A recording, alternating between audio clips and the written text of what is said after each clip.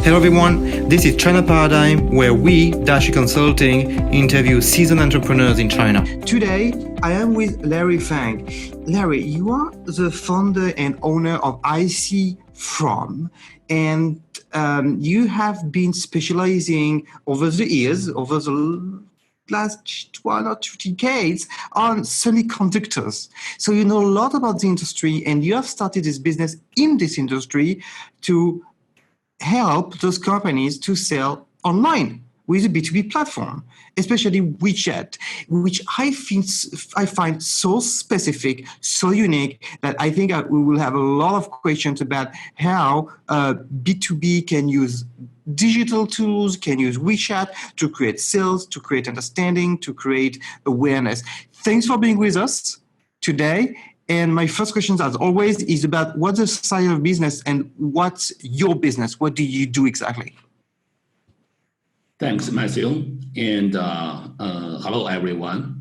I started Icfrom since 2015. After I have worked for so many semiconductor companies, such as Motorola Semiconductor, and analog devices, and also a distributor, Element 14. And in the past, semiconductor companies is just like you said, is a B2B.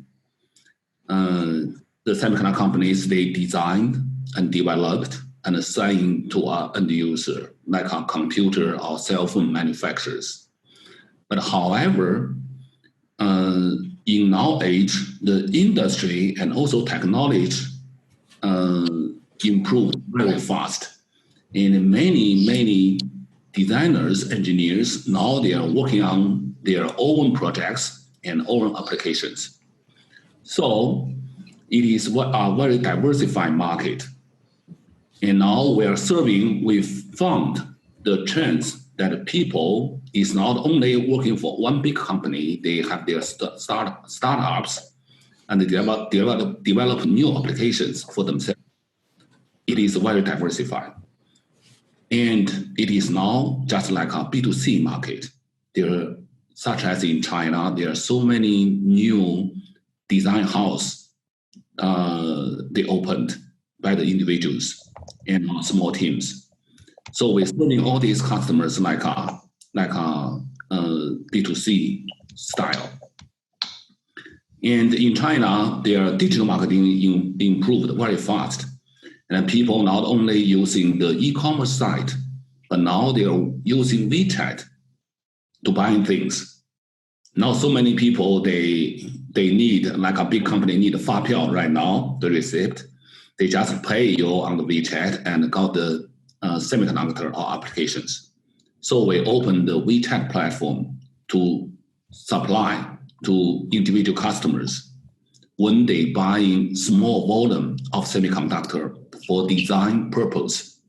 So now we are serving around 200 individual customers, and we have a call centers team based in Hangzhou. And this team is providing the technical services and also call center logistics services to handling the selling and the processing of the goods, and also solve the design engineers' basic technical problems. I see. Yeah. One thing I'm not sure about your business model, who are your clients? Are there the companies which pay you to open the shop, to do the marketing, to actually answer the questions of the individual users? Or is it also the users because actually you take a commission on the sales, or it's both of them? We have two formats. As you said, one part we are distributor. Some companies asking us to handling the small volume sales on behalf of them, because originally they are B2C. They don't have so many like a labor incentive, they're handling the program like to selling or to support small customers who only buy one parts or two parts. Yeah, that's the one. And second one, we have inventory. We buying some like consumer very usually standardized products as an inventory. So when people they want to buy these, we can ship to them directly. So we have these models. Yeah, I see. How do you get the clients, the users? How do they find you? Because you are in a sector where it's very niche. So I believe that on Baidu, on search engine, it's very easy to rank actually. Or maybe you compete only with Alibaba and so on. But on the other hand, you are selling through WeChat. So how do you get your traffic? How do you get people know you? Is it because you go to trade shows? Is it because you actually do SEO on Baidu, or you paid advertisement? How do you attract your clients? Yeah. Thanks, Matthew. That is very good questions. And I think that normal companies will think about where are my customers and how we can serving them.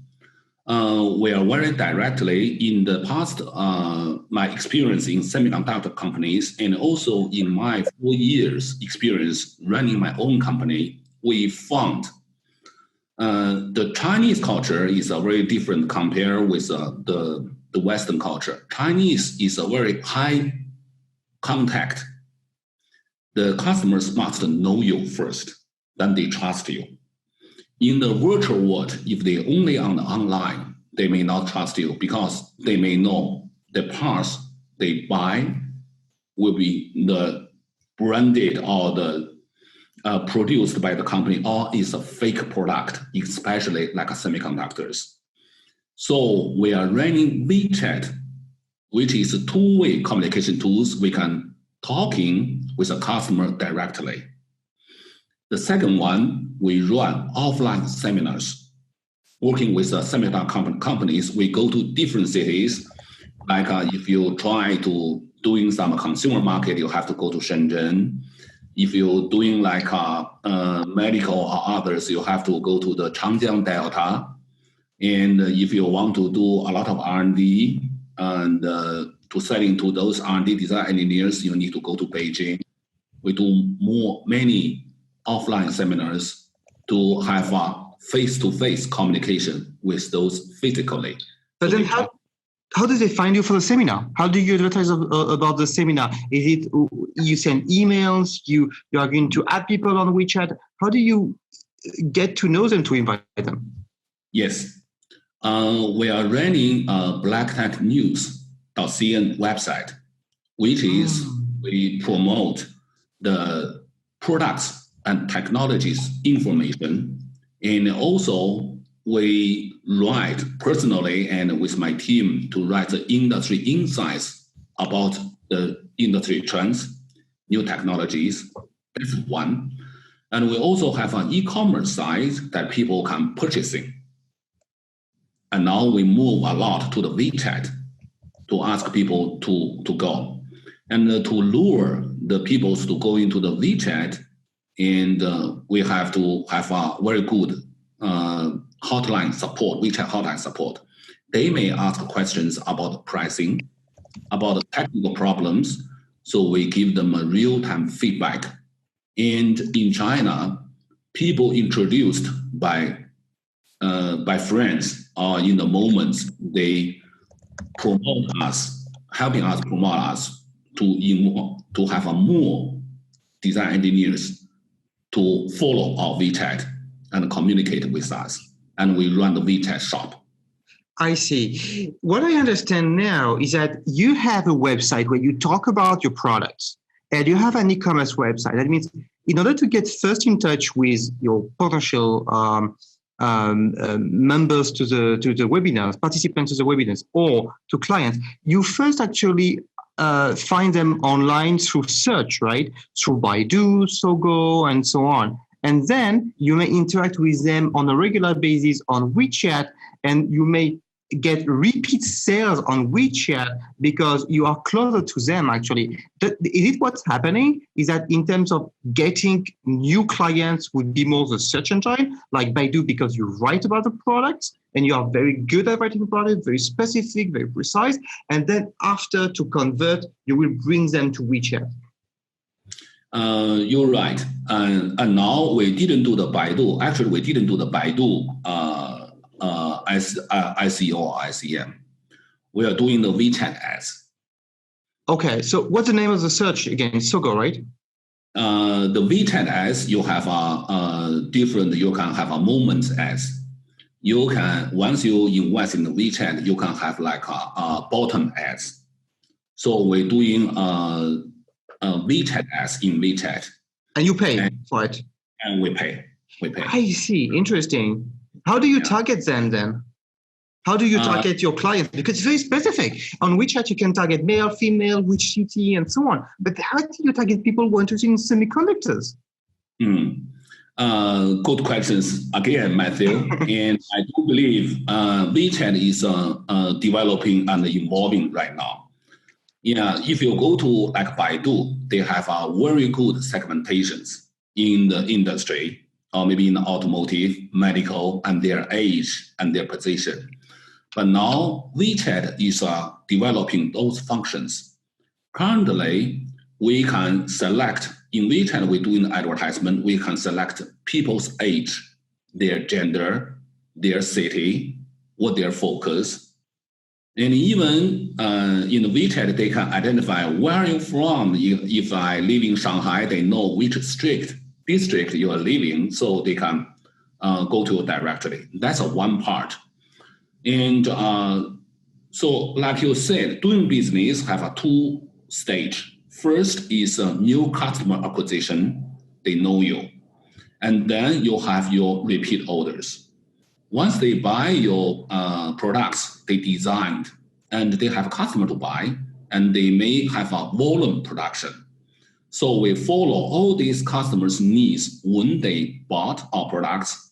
Have they designed successfully? We call it design win.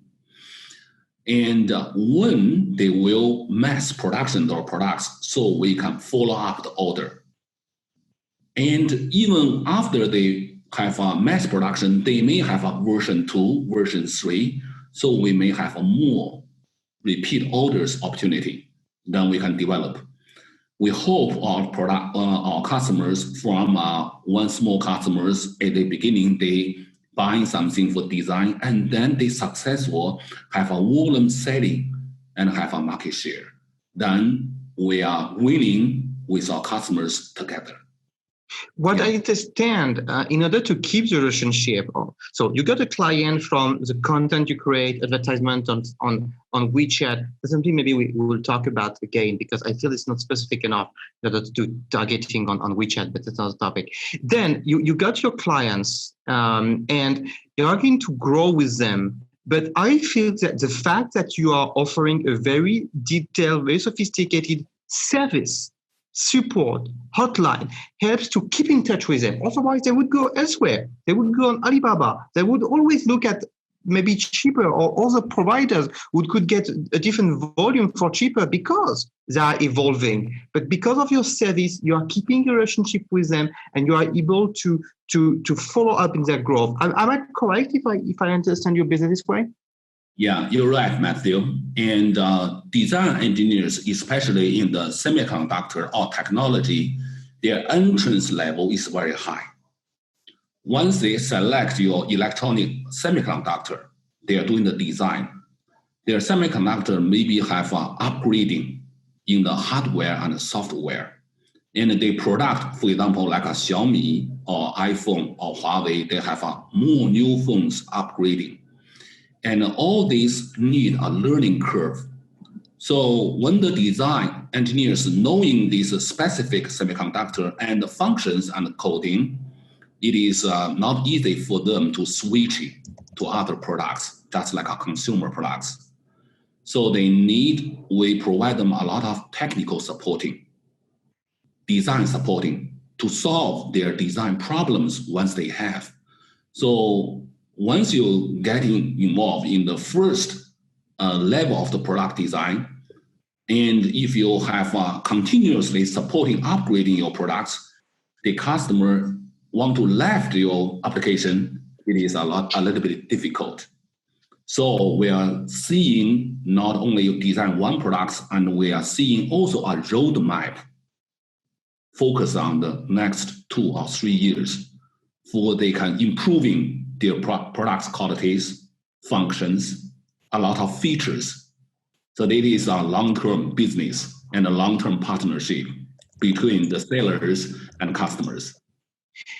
Can it be some conflict of interest because you represent different brands, and sometimes you are going to push one brand to another brand because you feel it would be a better fit, but all those brands are some way paying you or working with you. How do you deal with this aspect? Or you are positioning yourself as an advisor who is free from advising one brand to another?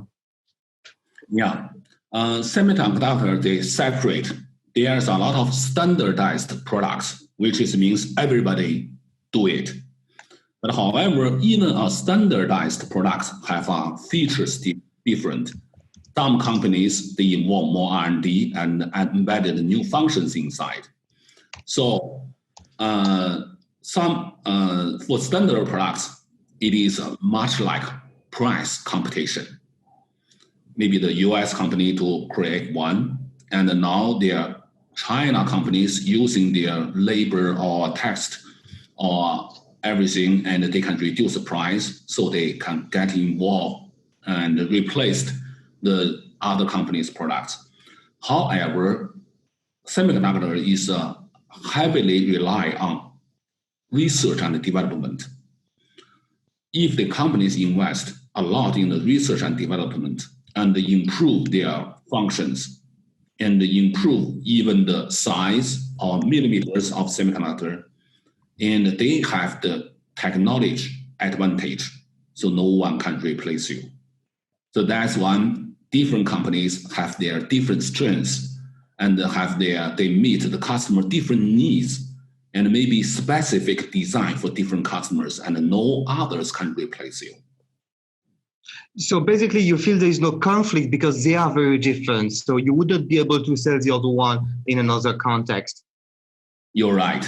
The customer needs different. In terms of pricing, you are selling smaller quantities, so necessarily you are a bit more expensive than when you sell a big amount or a big volume. Is there also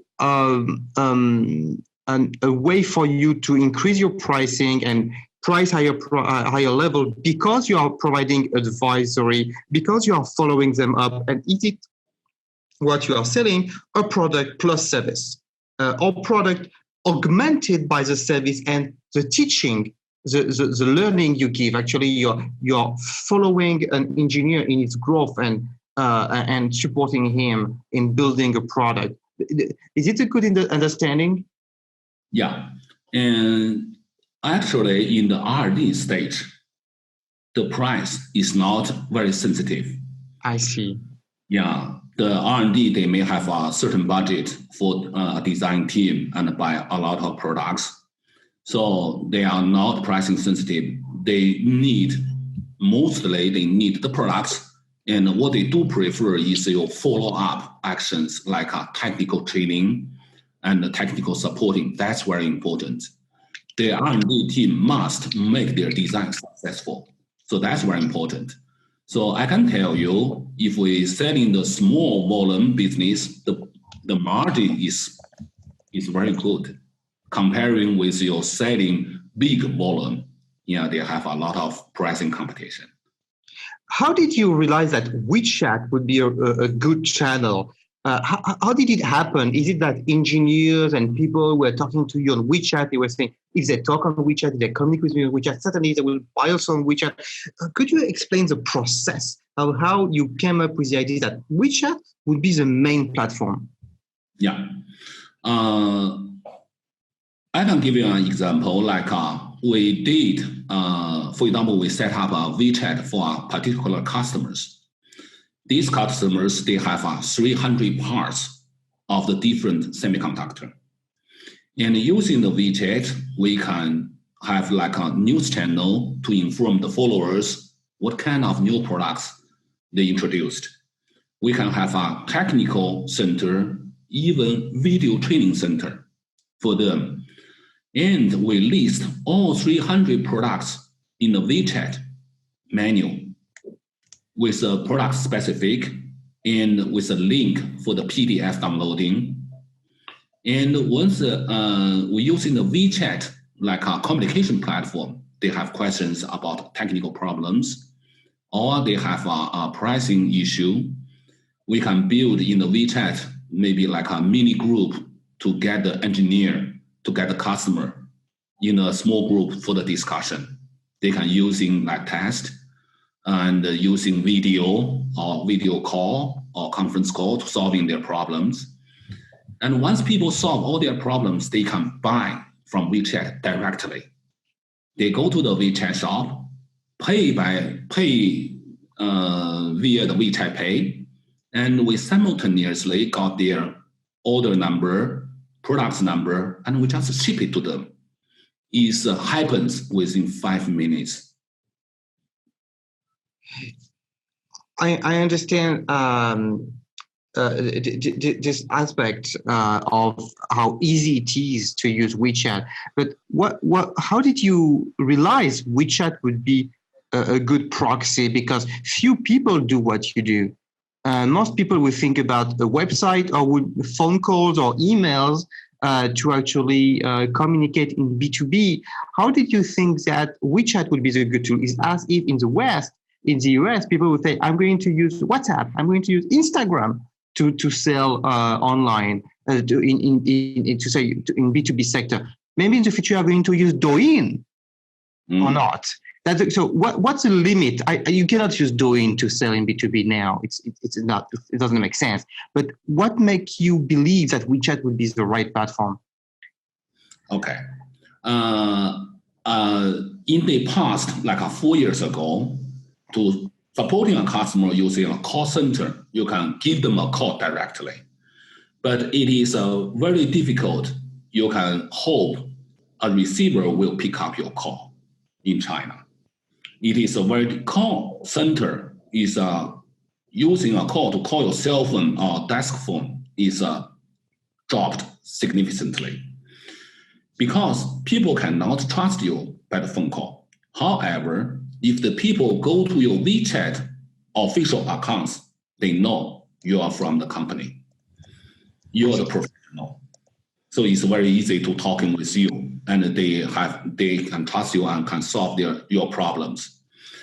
We can say there's a lot of new applications in China. Some, like Douyin, they are very consumer-based. And like a WeChat evolving is a very business style in the future. Many people around currently in the 2018 WeChat survey, people found 85 WeChat users, they are doing business via WeChat. 85%. They are sending the messages, they're building up their business networks, they're buying things in the WeChat.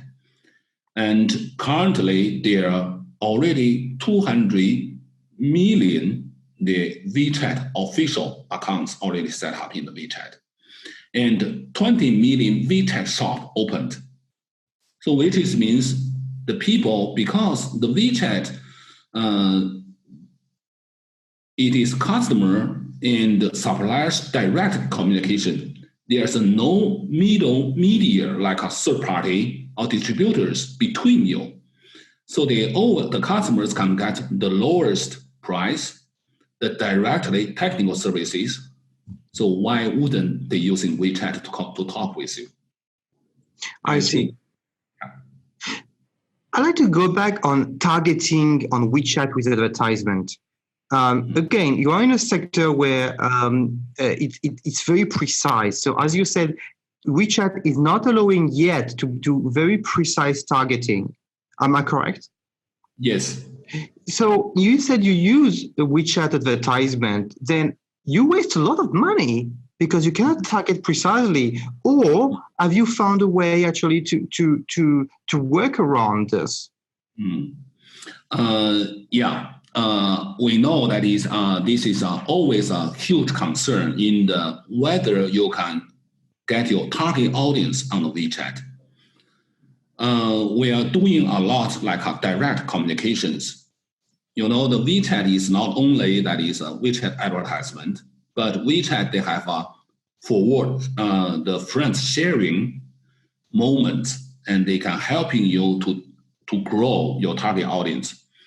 However, doing the WeChat advertisement is like a branding. You need to maintain yourself and building some brand, like people to know you such as this. And WeChat, they have a WeChat advertisement, they have very good functions. For example, if you're doing like in the WeChat moment ads, only after 5 seconds, the people notice you and WeChat charge you. If you're not like enough, like a 5 second, which means your ads is free, no charge. So you can waste a bit of money, and you can target maybe cities which are more industrial or specific cities where fewer people do that, or district actually where you have factories or you have people who build products. That's right. I see. I understand. Could you share some cases of clients which began with you and then developed a product and got more and more sales and so on? Could you be more specific on one specific example to describe the product, to describe the client, to describe the story? Yeah, I can share with you a successful story with a German company. This German company is focusing on the motion control. Motion control, which means the motors, engines. All these products using a lot in robotic and using a lot in the automation in the factory. And they are focusing on this. And originally, their German company is providing the services to the European. However, now from 2 years ago, they come to China because there's a lot of design house to design the automations for the as you know, for Alibaba or Jingdong warehouse. They are shipping products and the robotic always using their motors, and they are doing their WeChat and list all their products. And once they promote our products, we encourage the design engineer to download their PDF for specific products. And we collect their needs and questions, and then we run offline seminars, training seminars, to teaching them how to coding and using their semiconductors into the automation or robotic designs. And then now they have a lot of customers in China. They are already designing, and they have a small volume production. And also this motion control specifically using the 3D printers a lot. And there are so many Chinese manufacturers produce different level 3D printers, like for the kids, for family, and for industry. So this company is continuously invested in China, and starting from this year, they go into a very famous semiconductor show, which is called Electronica, which held every March in Shanghai. So this is a very successful story. Yeah, they are doing the WeChat they have no employees in China, but now they have 3 employees, and they will building their Chinese companies. They are selling semiconductors, right? Yes. So that's a success from the supply side. Do you have an example of a successful case of a demand side, an engineer, a smaller company which is building a product and needs semiconductors, and that you have helped to understand the semiconductors, and you have step by step sold more and more of semiconductors and kept the relationship as we described before? Yeah. We are supporting a local Chinese company, and they are doing on the micro electronic machine. We calling is MEMS. All these semiconductor using like your positioning, and even using the cell phone, and using in the, we can tell you like their current application is car parking.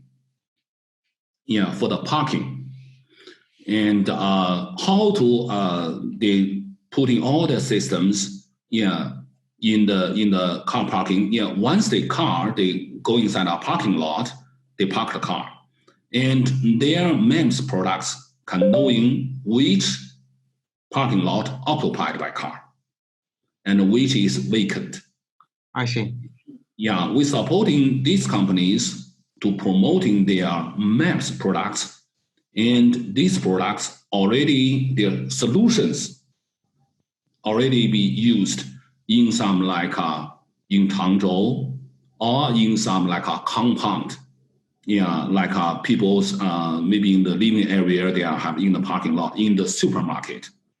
So they design all these using their MEMS products, and following with a design using other MCUs together and design for the system. That's all.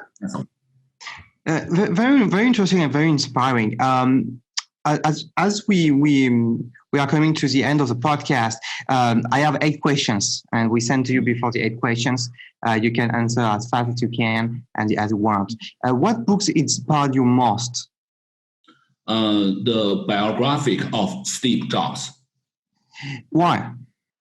Because at the beginning, starting from 1995, I worked for Motorola. And at that time, the Motorola supplier PowerPC semiconductor chip to Apple computer. And once our CEO, Chris Garvin, they have a meeting with the senior management of China, and they have a board meeting in China. And he said, I need to pick up phone call with Steve Jobs in a meeting. So I heard his name, and we know this computer. And majority Steve Jobs, they are working in the semiconductor industry as well. So it is very related with my career and with my business.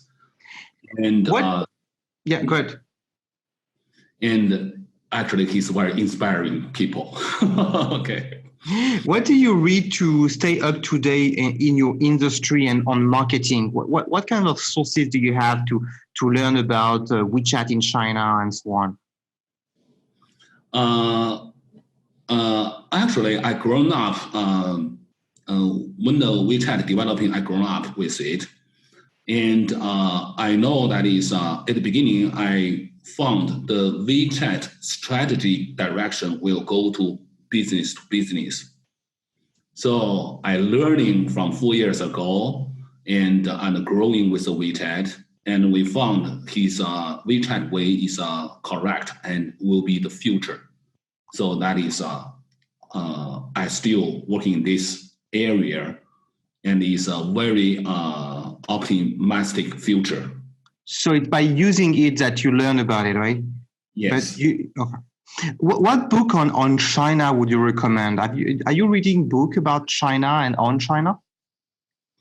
I'm sorry. Currently, I'm reading a lot via WeChat. It is a very fragmented time, and I have difficult to reading a book.